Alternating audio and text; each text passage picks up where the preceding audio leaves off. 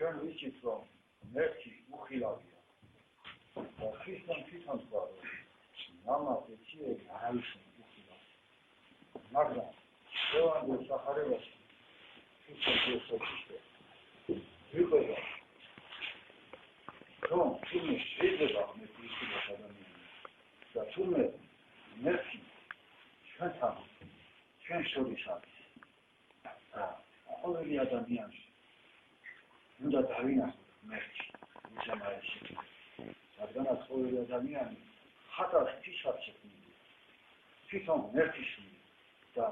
მერქი თავის შემოქმედებაში ხადია